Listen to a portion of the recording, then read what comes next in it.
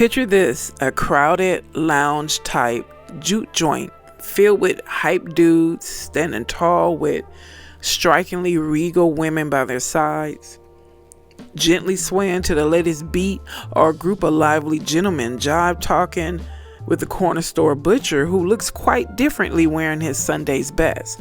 But no matter what the reasons behind their congregation, one thing they all have in common is they knew to always stay woke. Can you dig it?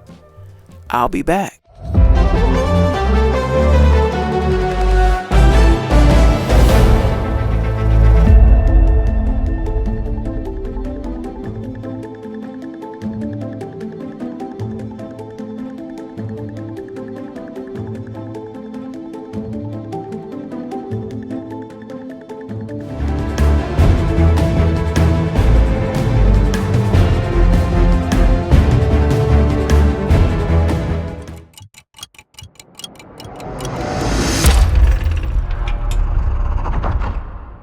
Hey folks, welcome back to those who return, those who are subscribed or not subscribed. I still appreciate your support. Thank you so much, and let's get on with this content.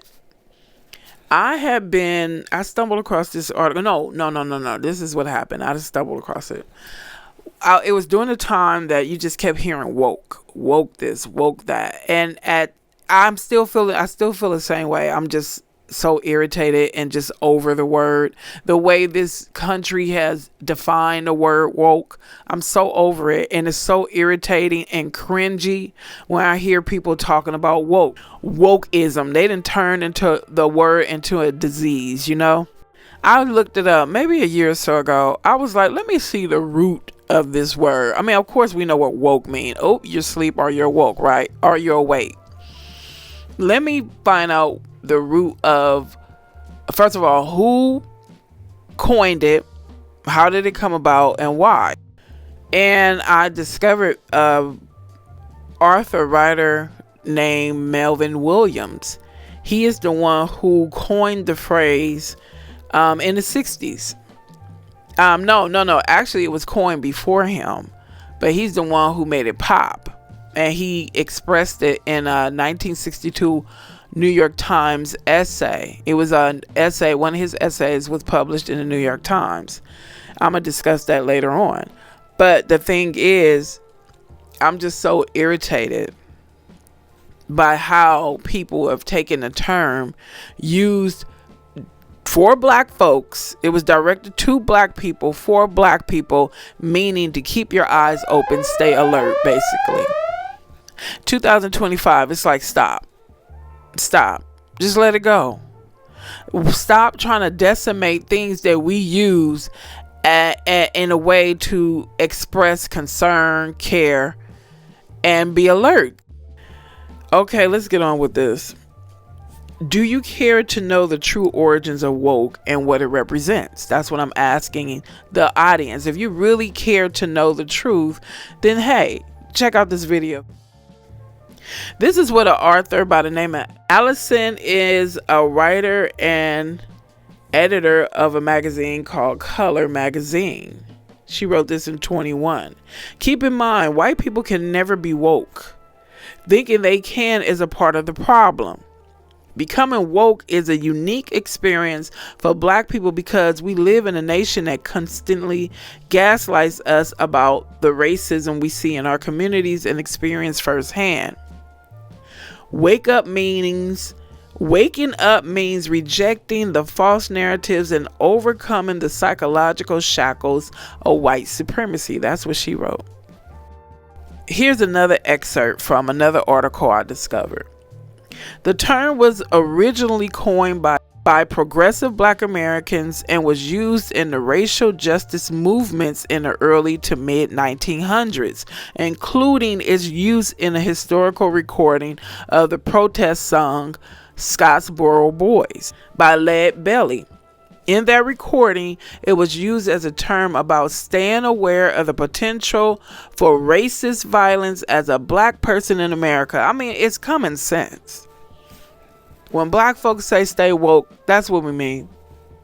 Why do you have such an issue with us discussing things that happened in the past and is still being perpetuated today?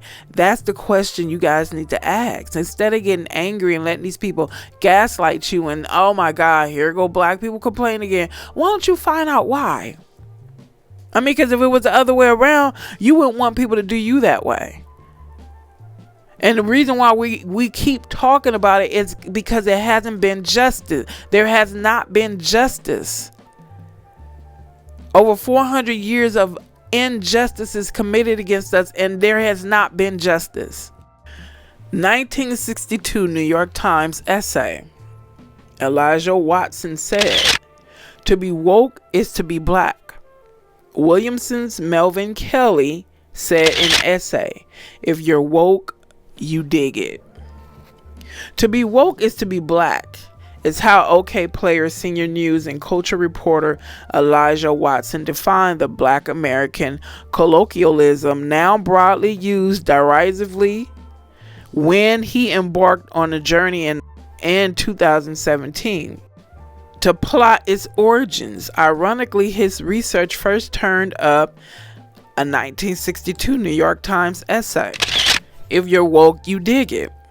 By then, Harlem-based writer William Melvin Kelley, who was highlighting the phenomenon of black American slang being appropriated by white people who often missed or altogether distorted the word's original meanings until the idioms were taken over, inevitably transformed and ultimately abandoned by their original black creators.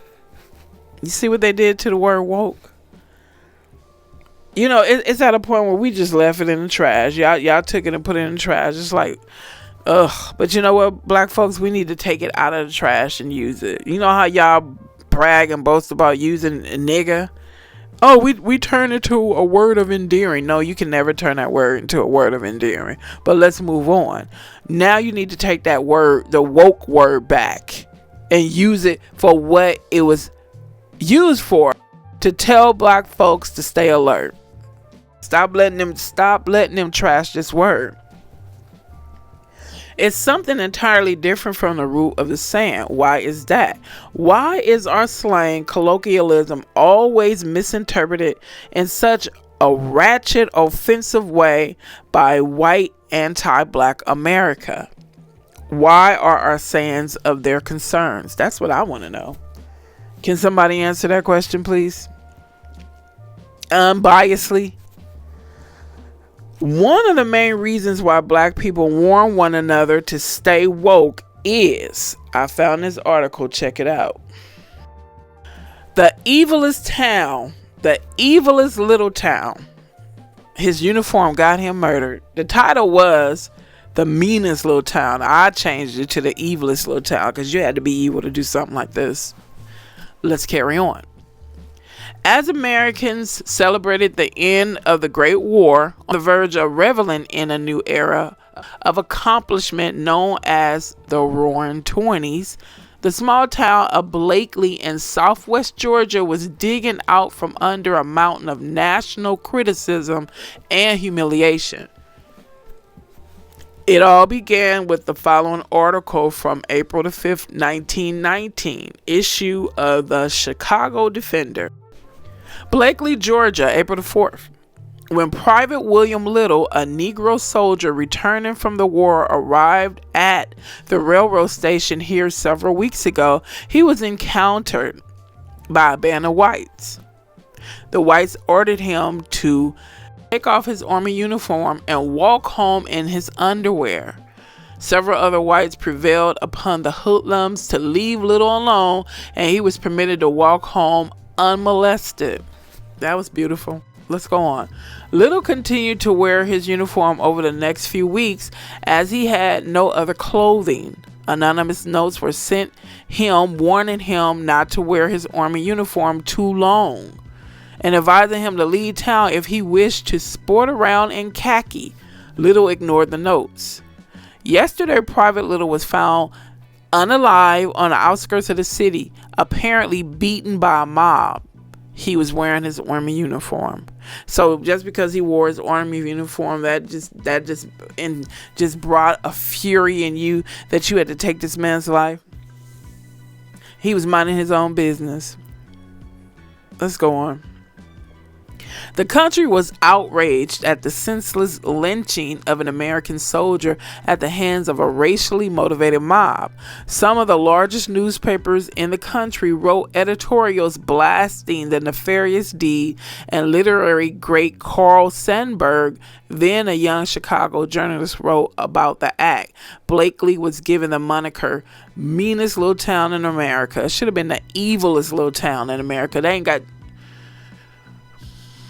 Born in Early County, Wilbert Little was the son of Benjamin and Lucy Little. Inducted into the Army October 16th of the previous year, Little was stationed at Camp Wheeler in Macon, but was discharged without being shipped overseas. On Wilbert Little's 22nd birthday, the Chicago Defender announced his death to the world. The body of Wilbert Little wasn't found on the outskirts of town. That distinction belonged to another soldier whose name has been long forgotten and never even known to the public due to the display of fantasy portrayed in a Chicago newspaper and later etched on the pages of many history book and research journal. Except for the initial CH marked on his leggings and undershirt and CLH US etched on his watch fob, there was nothing to indicate the name of the victim. He was hurriedly buried as a John Doe, and the weekly newspaper published that very day described the event under the headline, "A Murder Mystery." The mystery was solved the following day when the word came out that a soldier and his automobile had been both reported missing from Dothan, Alabama. The body of the slain soldier was hurriedly exhumed. Mr. E.I. Baker of Dothan traveled to Blakely and identified the body and belongings as those of his brother Cliff Hughes. Baker returned to Alabama that day with his brother's body. Just as the slain soldier's body was being identified, word came from the Houston County, Alabama sheriff that two white men were attempting to repair and later sell an automobile in Wingham, Georgia. The two men abandoned the vehicle but were later apprehended by authorities in Townsville, Georgia. Early County Sheriff Jack Howell sent his son, Deputy Sheriff Sid Howell, to bring the men to Blakely for questioning. The two men used the names Wes Robinson of Blackshear, Georgia, and Albert Thomas of Tarpon Springs, Florida. The Pierce County, Georgia sheriff traveled to Blakely and identified Thomas as one Nolan Williamson, who had recently killed a Mr. Joe Prayer and later escaped from a Waycross, Georgia jail. What in the world? Why was these people doing all this killing? See what I'm talking about? Let's go on. Wes Robinson squealed, laying blame on his partner, and provided authorities with specific details of how the body of a soldier with a bullet in his head was found in Early County. The soldier's death wasn't so mysterious after all. It was a case of being in the wrong place at the wrong time. Was it? The escape route of Williamson and Robinson took them to Alabama, where they encountered a young soldier in uniform. Whether they approached him while Hughes was on foot or flagged him down while he was driving is unknown. Somehow the pair and Hughes conversed, and the escapees asked a favor of the soldier. "Could you drive us about 10 miles? We have to see a man about a job." Apparently, the soldier kindly agreed, and the trio headed east to Hughes's Model T on the dusty dirt roads of South Alabama. One of the escapees forcibly offered to share the driving chore over the rugged terrain, traveling more than the 10 miles needed to see a man about a job. After crossing the river into Georgia near what was then the prosperous community of Hilton, the driver purposely choked down the automobile. Hughes got out to crank the Model T, and as he stood with his back to the two men, Williamson shot him in the back of the head, according to Robinson. Hughes was very trusting, wasn't he? Trusting of strangers. Left at that spot, I would have told him, "Oh, won't y'all go check it out?" Yeah, I would have stayed in my car. Matter of fact, you wouldn't have been driving my man. I don't. This whole thing. Let's go on. Left at that spot, Hughes' body was discovered the next morning. Within days, the mystery of his identity, the nature of his death, and the names of those responsible were fully known. Nolan Williamson went so far as to admit his guilt to the Pierce County Sheriff. Yet the Chicago Defender, apparently taken off on the headline "A Murder Mystery," created their own Hollywood script which proved more believable to the gullible masses. Not that the masses ever heard the true story. See, that's what I say about people being parrots. It's like all it takes is a little time and effort and desire to know the truth. Go do some research. Get facts and stop letting the media and these crooked, corrupt politicians spoon feed you nonsense. Let's go on. The motivation behind their slanderous journalism can only be known to those who chose to publish such misinformation, but the racial climate of Chicago and other large cities in the North and Midwest at that time is well documented. In the 1910s, many Black Americans traveled north where they found jobs, but continued segregation and little goodwill from the white majority. White hate groups regularly beat, shot, and even bombed Black residents. Among the victims were Black American World War I veterans. Violence against this group occurred in both the South and the North, including Chicago. The summer of 1919 was moments after the false report of William Little's lynching was among the most violent ever in U.S. race relations. Chicago was the bloodiest. Nearly a century later, the lynching of William Little is now back in the news. A recent study of lynchings in southern states by the Equal Justice Initiative was released, and its finding and excerpts reported in numerous newspapers across this country and abroad. Highlighted in most of these reports is that in 1919, a white mob in Blakely, Georgia, lynched William Little, a soldier returning from World War I, for refusing to take off his army uniform. Neither the EJI nor any of the journalists cared to research the truth before publishing their story. In hundreds of reports over the last 96 years regarding the lynching of William Little, not once was the true victim identified. In their zeal to create controversy, journalists and researchers have forgotten the one person who should be remembered. Clifford Hughes was a United States soldier whose kindness to offer a ride to two strangers cost him his life. A week later, a Chicago newspaper destroyed any memory of his life. Clifford Hughes was born August the 20th, 1894 in Enterprise, Alabama, and died March the 25th, 1919 in Early County. Those who created and those who continue to perpetuate the lynching of William Little myth owe an apology to the Hughes family and another to the city of Blakely.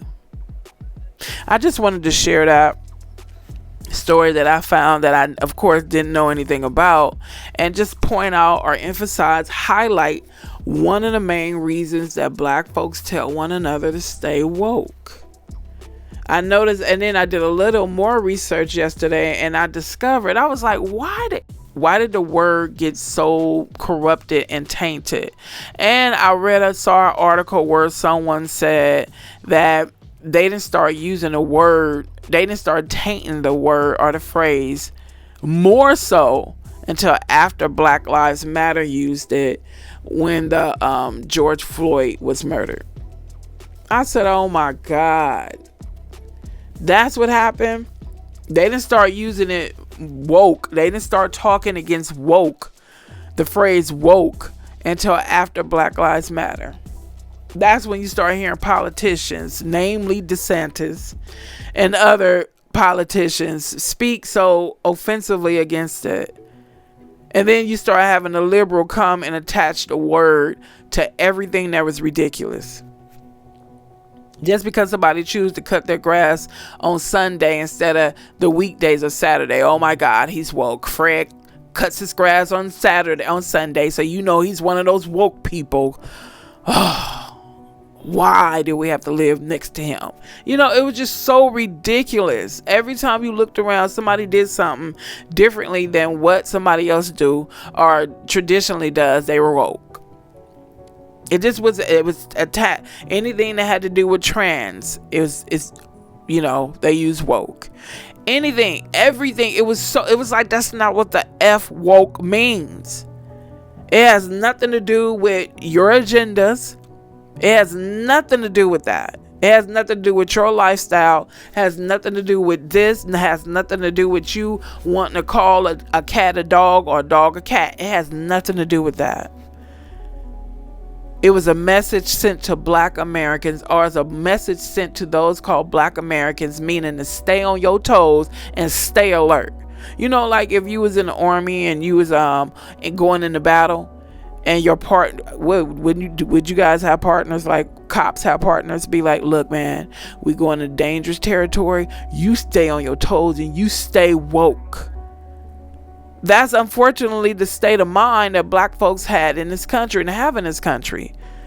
You got to watch your back. Not just from people who don't look like you, from even people who look like you. You got to stay woke from these, Black politicians who want to come in and use you and get what they want and abandon you. Okay, now let's discuss a little bit about William Melvin Kelley, and I'm going to read a little excerpt from his essay that was published in 1962 in the New York Times. Let's go on. Also, NAACP said, they wrote an article saying they are taking back the word woke as our culture. Yeah, take it back. Okay, now this is something else they said. Black history is a critical aspect of American history and has shaped American culture, including the evolution of language. And here's a timeline that show when the word, how the word woke was used when it came to, our rights, our fights, our culture. In 1923, a collection of amorphisms and ideas by the Jamaican philosopher and social activist Marcus Garvey included the summons "Wake Up Ethiopia, Wake Up Africa." 1940, the Negro United Mine Workers launched a strike in West Virginia against discriminatory pay. A Black union leader speaks about learning they were being paid less than their white counterparts. We were asleep, but we will stay woke from now on. That's what it means. Oh my God. 1938, blues musician Huddle Ledbetter, known as Lead Belly, used the phrase "stay woke" in his song Scottsboro Boys. In 1962, William Kelley used it. If you're woke, you dig it. 1972, Arthur Barry Beckham uses the word woke in his 1972 play Garvey Lives. And then 2008, Erykah Badu 2008 song Master Teacher uses the lyrics "stay woke." Then 1910s, woke undergoes dilution and starts being used broadly as a catch-all to describe social justice. It quickly becomes appropriated and transformed into a negative descriptor for anything having to do with inclusivity and anti-discrimination. 2017, appearance of "stay woke" as a category on Jeopardy. 2022, Ron DeSantis. And you know what bothers me the most is when I hear Black people speaking like wokeism, like, oh my God, they're so, it's like, knock it off. But then I realize that just because they look like me don't mean they're woke. Don't mean that they understand the injustices and the fight for centuries for justice. Just because you look like me don't mean you understand, and doesn't mean you care to understand. It's like, why don't you do yourself a favor, do some research. If you have a social media platform, I don't care if you have 50 subscribers or 500 million or 5 million subscribers, you owe it to your regular listeners and even those who stumble across your channel to know what you're talking about. It only takes, I'm convinced that a lot of content creators are just plain lazy. A lot of copy and paste going on. I know this for a fact. Let's go on. Woke is not what mainstream media says it means, nor does it mean what some politicians with their ulterior motive says it means. And I'm convinced that DeSantis and other politicians are agents of chaos. Chaos that seems to be mainly directed against the black community when we demand justice. What comes to mind is the former immoral governor of Mississippi, James Flem Coleman, who started a secret commission to interfere with the civil rights movement. And I did a video about that over a year ago. It's called Mississippi Secrets or something. Anytime we speak out loudly about justice, wanting justice, demanding justice, someone always comes in. It's like, why are we the main group that y'all fight so hard? You fight hard against justice for us because you already know what you owe? Okay. When it's time for those called Black Americans to receive full justice for the atrocities committed against us intentionally and unintentionally for over 400 years, you cannot stop it. And those who try to stop it, it's going to be like a big, huge 10,000 pound boulder rolling straight downhill. You're going to get smashed and ran over. Let's continue. Let's talk about one of the men who coined the phrase and word for which some groups are hell-bent on disseminating. He didn't coin the phrase, but he kind of made it popular again in the 60s, and that's Mr. William Melvin Kelley, the experimental novelist and filmmaker who mastered and reinvented a kind of mid-century literary style crafted from a colorful array of language and perspectives. He died in Manhattan on February 1st, 2017 at the age of 79. For the past 3 decades, Kelley taught fiction at Sarah Lawrence College. This person who wrote this article, or the beginning of the article, said that he had a dialogue with Mr. Kelley about Jewish and Black American literature and culture.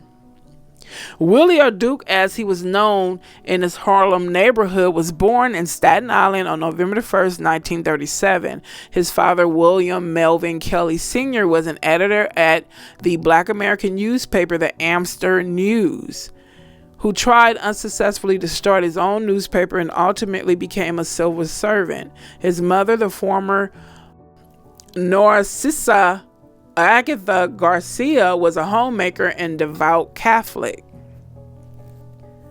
Kelley was intimately involved in discovering a new Black American aesthetic, as one catalyzed by the history of shifting politics of the civil rights and Black Power era. In 1962, he published his first novel, the masterpiece A Different Drummer. The novel takes place in a mythical southern state that mysteriously loses its large Black population in 48 hours. The literary critic Trudier Harris called the novel a battleground of sorts, which rebelled against the expectations by depicting Black American characters with no narrative voice of their own. Instead, the narrators are taken from among numerous white characters, and each describe and analyze the actions of Black characters for the reading audience. I would like to get that book and check it out. Kelley was a late subject of the Harlem Renaissance photographer Carl Van Vechten and a young protege of Langston Hughes, who in 1965 invited him to tour Europe. Kelley's imagination honored the legacy of the Harlem Renaissance by depicting the absurd inequalities that followed in its wake. He published prolifically throughout the 1960s, including a collection of short stories, Dancers on the Shore in 1964, and the novels A Drop of Patience in 1965. Dim in 1967 and Dunfor's Travels Elsewhere in 1970. I would say there were two languages that were created by Black Americans, he explained in one of his seminars. One that is being created so that African people could communicate with European people, and another language for African people to communicate with other African people. I imagine that at that point, English was the common language that we were using. So, okay, we would use English words that we use them in an African way. That process takes a long time, he thought. Yiddish is a language that can be considered a Creole language. It was a combination of Hebrew and German, and it was spoken by Jews in Europe. It's a question that African Americans will have to answer. Do we let it die out and learn standard English, or do we keep them both and develop a language and literature in both? And we should, because everything was stripped from us. So you have these other groups that love to talk about their heritage and what their great great great grandfather did and uncle did and this, that, and the other. And we, the only thing we know about is this country, because everything was stripped from us, So we just talk about our days in Detroit, or our days in Mississippi, or our days in Arkansas. That's what we talk about. Let's go on. In 2014, the Oxford English Dictionary credited Kelley with coining the political term woke in a 1962 New York Times article titled, "If You're Woke, You Dig It. No Mickey Mouse Can Be Expected to Follow Today's Negro Idiom Without a Hip Assist. If you're woke, you dig it." The hashtag Stay Woke later became a catchphrase of the new Black Lives Matter movement after first passing serendipitously through Erykah Badu. Kelley wrote intricate novels that identified the rejection of dominant social order, while also penning incisive essays drawn sharply from its experience in the centers of power. In The Ivy League Negro, which appeared in Esquire magazine in 1963, he remarked on African American men like himself enrolled at elite university. "In my class at Harvard, out of 1,000 boys, there were 10 Negroes. By the end of the first 3 weeks of the term, I had met them all. A Negro in a new institution will look either consciously or unconsciously for the other Negroes. He will not feel really at home until he knows how many there are, their names, and where they came from. I always compared it to two spies in enemy territory, dropping notes scribbled on matchbook covers as they pass one another on the street." And that's how you feel sometimes. In 2025, Black people still walk by each other acting like they don't see each other. Like, "Ooh, don't let the massa know we giving eye contact." I see myself doing it too. Especially when you're around a lot of people who don't look like you, Like, oh, you got some that are like, "Hey, sister. Hey, brother." But you got some to be like, "I don't see this other Black person. We the only two in the sea of 100 people." And it's tired. Black folk, when you see, unless you got an issue with people who look like you, when you see one another, I don't care if it's 1,000 of other people who don't look like you, you better acknowledge that person. Let's go on. In his novel, Dim and Absurded Parable, a white woman gives birth to twins, one of whom mysteriously is mixed race, only to discover that the mysterious baby is the result of super fecundation, the fertilization of two ova by two separate sperm during two separate copulations. After the death of the white baby, her grieving husband Mitchell searches for the father of the brown baby and finds Calvin Coolidge Johnson in Harlem, who denies any responsibility for the child. A man who long held a grudge against whites, Coolidge reminds Mitchell of the countless slave owners who fathered children and denied their paternity, forcing Black men into a false paternal role. Instead, Coolidge insists that Mitchell's time had come. When Mitchell asks, "Why me?" Coolidge replies, "Why, my great-granddaddy."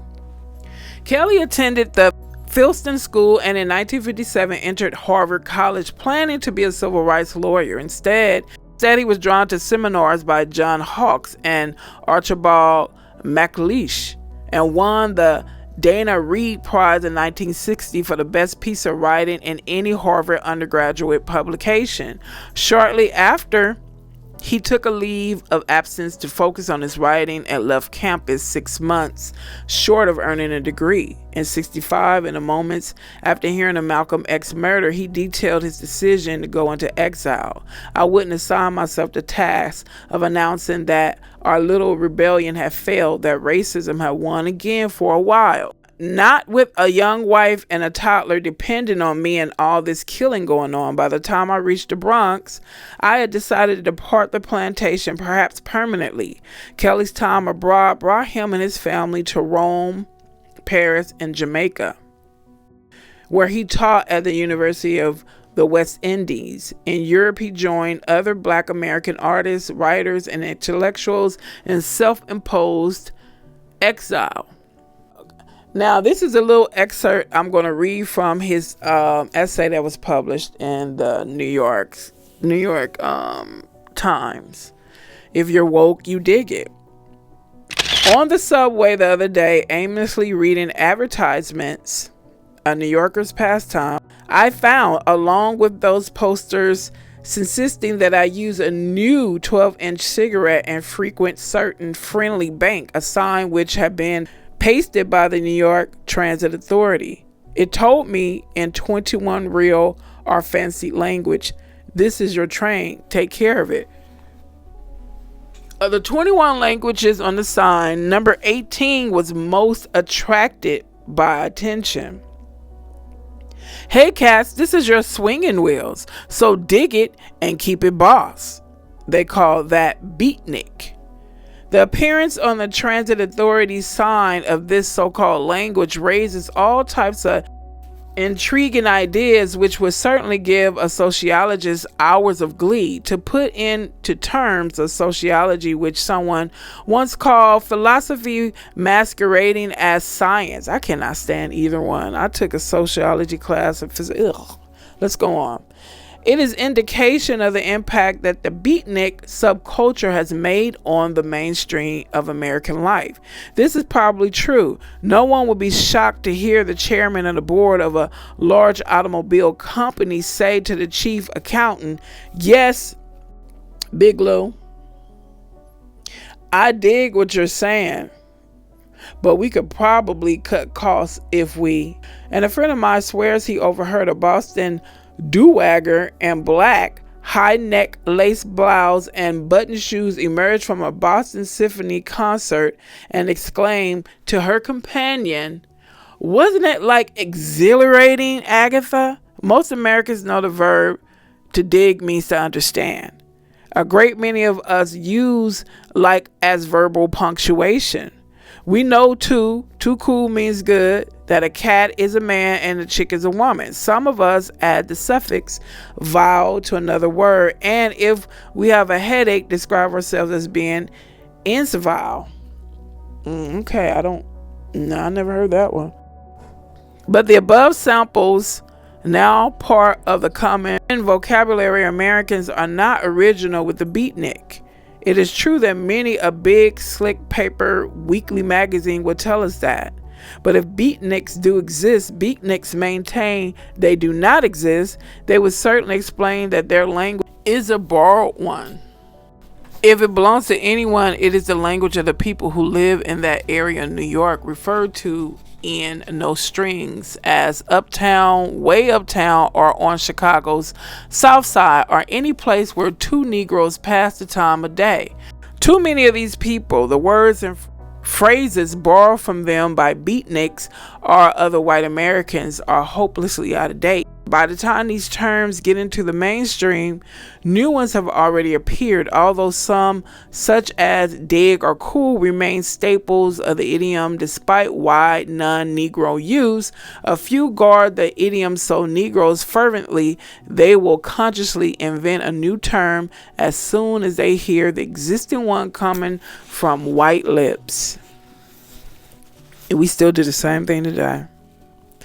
There are terms that, being used, and, we used them long time ago. And, and they're being popularized now. But the article just goes on talking about, the language that we create, and it has been done through plantation days. How slaves used to create ways to talk without being understood, because we were spied so heavily. They were so afraid of not riots, revolts, that they watched us and demanded that we speak their language so they could understand. And that's why they came up with laws saying that we couldn't be in groups. We're the only group of people on this earth that there are laws against us congregating in public, because they were so terrified of revolts. So now they have social media. They can listen to everything we say. The language is not formalized. It varies from year to year, day to day, city to city, group to group, individual to individual. For example, the verb to duke can mean to argue, to fight, to talk, to party. What it means depends on who and what a person is talking to or about. No one can be certain why Negroes use the idiom. Perhaps it began with and at the same time as spirituals, which were often used as codes between slaves. Down by the riverside could possibly have been a signal that someone was going to attempt escape. Another man done gone, that the escape was successful. My grandmother told me that ofe, a word for white man, meant foe in Pig Latin. This would mean that the language was used primarily for secrecy, exclusion, and protection. If your master did not know what you were talking about or planning, he could not punish you, and you could maintain your innocence and ignorance. And all along, they thought slaves were idiots, inferior, mentally inferior. That's why I say you better be careful judging folks. No, they was never inferior. They were never slow-minded. They were never childlike. The only thing is, they were forced to learn your ways and your cultures, and they had no clue about you or your ways. They were thrown into a world that they knew nothing about and didn't know your language, and therefore you treated them like a child. But why would you have a child maintain your house? Why would you have a child cooking for you, watching your children, breastfeeding your children? It doesn't make sense at all. So that was the point of this video. Talk about how the word woke became so convoluted, so off, just pushed so off course that you wonder, how can it get back on course? Anything that has to do with ridiculousness, woke has been attached to it. And that's another way they stigmatize those called Black Americans. Convolute what we came up with to communicate with one another in secrecy. Or public secrecy. In public, but you ain't got to know what we talking about. Just like when you guys have foreign languages, you come over here to this country and keep your language, and you talk around us, in front of us, and we don't know what you're talking about. Well, that's what we did, because our identity and languages were snatched from us. We came up with our own ways to communicate with one another without you knowing what we're talking about. But some reason, some way, you always find a way to find out. All right, folks, I'm about to shut down the shop. Thanks again to all those who rolled this whole video out. Appreciate you. And I will see you in the next video. Take care.